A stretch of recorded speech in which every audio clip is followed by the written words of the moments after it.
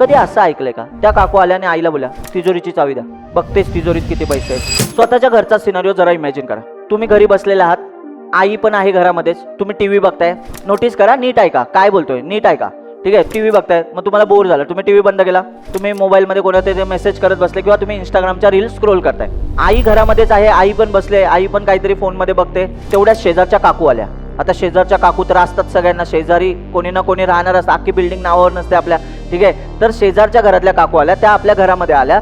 तर त्यांनी बेल वाजवली असेल नसेल, त्या घरामध्ये एंट्री केली त्यांनी. आता तुम्ही बेसिक प्रश्न सगळ्यांना विचारतो. त्या आपल्या आईला विचारतात, काय झालंय का, जेवण बनवून झालं का तुमचं? संध्याकाळची वेळ आहे असं समजा, संध्याकाळची वेळ म्हणजे 7 वाजता वगैरे आपण असं बोलूया, सायंकाळची वेळ.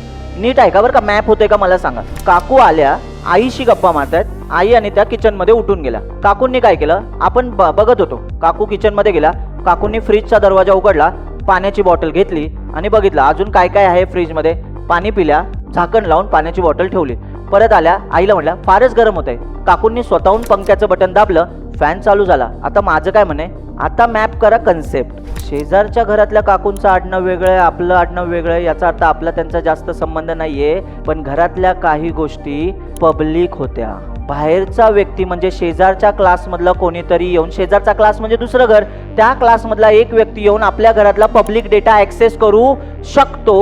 आपण त्याला ॲक्सेस दिला, आपल्या त्या ओळखीचे आहेत म्हणजे त्यांनी आपल्या घराचा ऑब्जेक्ट बनवलाय असं समजा. आता तुम्ही म्हणाल त्या कशा काय आल्या घरात? आल्या म्हणजे आपल्या ओळखीच्या आहेत, त्यांना आपल्या घराचा ऑब्जेक्ट बनवायचं माहिती आहे, टेक्निकल भाषेत सांगायला गेलं तर. आता बघा, नोटीस करा, कधी असं ऐकलंय का? त्या काकू आल्याने आईला बोला तिजोरीची चावी द्या, बघतेच तिजोरीत किती पैसे आहेत.